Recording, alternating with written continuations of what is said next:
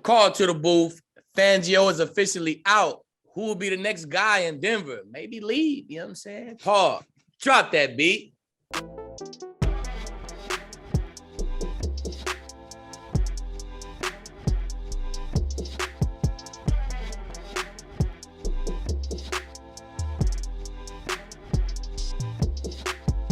We're back with more Call to the Booth. Harrison Sanford, Aqib Talib, right here on Altitude TV. And if you're not watching us on the tube, you can listen to us on your podcast apps or on YouTube. Aqib, season is a wrap. The Broncos finished last in the division, 7-10. They didn't get over that 7.5, which they started the season with. Before we talk about who should be the head coach for the Denver Broncos now that Vic Fangio is gone, I want to know, what's your grade for the Denver Broncos season?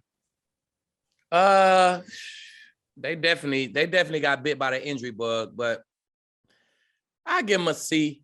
I give you a C, man. They had 7 wins with the injury bug, man. Showed a lot of promise, but could have been a lot better, man. That's almost a C grade, right? You know what I'm saying? So I give them a C.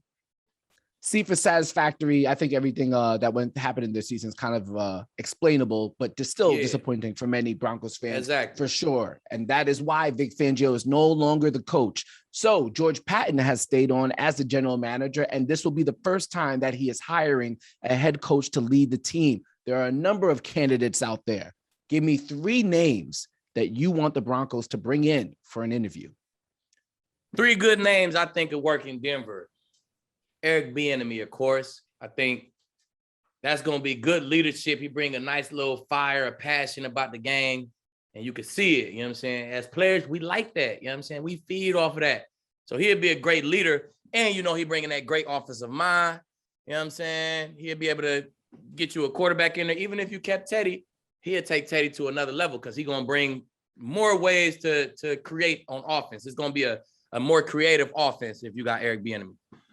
Raheem Morris, my guy, you know what I'm saying? Another great leader, a real great leader.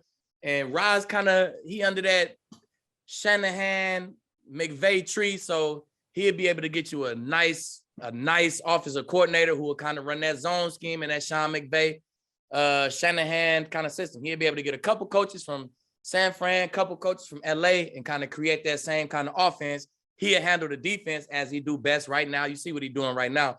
He gonna handle the defense and be a defensive-minded coach, but a great leader and a great vibe setter. The guys gonna rock with him, and the vibe is gonna be up in the building. I think them would be 2 good answers.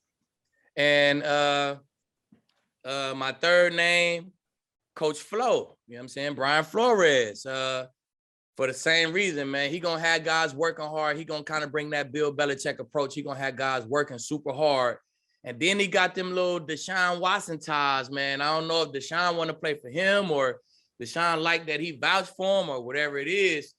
You almost got to talk to Coach Flo because he got them Deshaun Watson ties. If you're trying to get Deshaun, you want to bring, a coach who Deshaun want to play for in there. He'd love to play for Coach Flo, you know what I'm saying? So them my 3 names right there.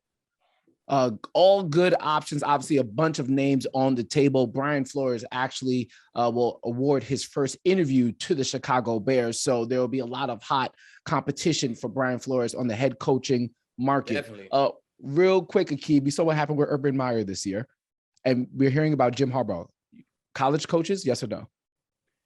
Nah, I stay away from the college coaches, man. Get you somebody who the players gonna expect, the players gonna respect immediately. You trying to win now, man. We ain't trying to build nothing here. Speaking of colleges, in our show earlier this week, find it on YouTube or on your podcast app, Aqib named his no-fly zone team.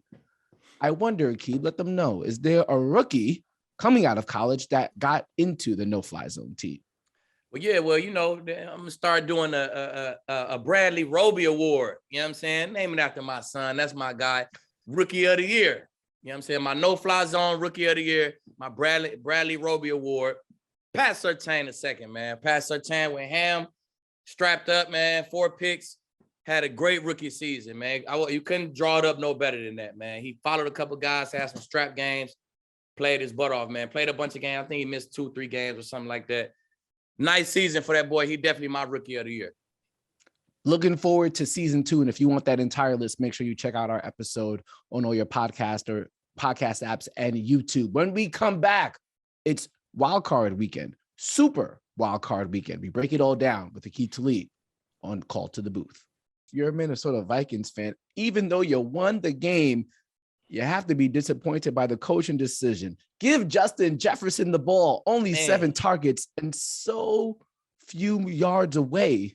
Zimmer, was it 17? Zimmer, Go Zimmer, ahead. Kubiak, and Kurt. Like, man, it's on all 3 of them guys, man.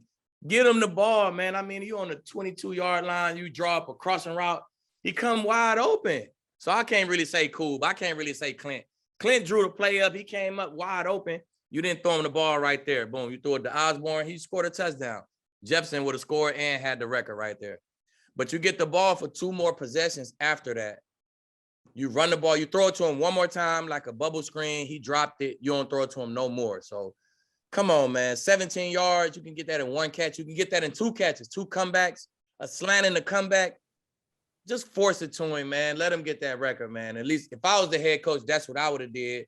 And that's why the team will vibe with me. And that's why I probably still have a job on Monday.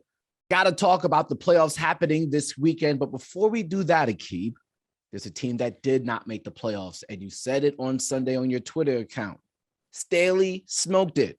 Chargers did not make the playoffs, avoided the tie, avoided getting a win. Give me your thoughts now that there's been some days about what Brandon Staley pulled off or what he didn't pull off this past weekend. Well, in my eyes, I kind of seen the game. They got to a point where it was like, all right, this field goal maybe be like 45 yards. Maybe if we get one more run, it may be like a 42-yard, 40-yard field goal. Do we even want to kick that field goal? Do we even want to try that, risk that return to the crib, risk the block? And then the Raiders kind of, you see their tempo change, right? Their tempo just kind of went like, all right, we're just going to run the ball. We're just going to run the clock out. I think they would have run the ball one more time. Even if they would have got 4 or 5 yards, they would have still they wouldn't have kicked I don't think they would have called timeout to kick a field goal and try to win it. They would have ran the ball. If y'all ain't called timeout, they would have let the clock run out and it would have been a tie. We going to the playoffs, right? I think it was over. Staley called the timeout. And to me, it was kind of like a nah. It was kind of like a slap in the face, like, nah.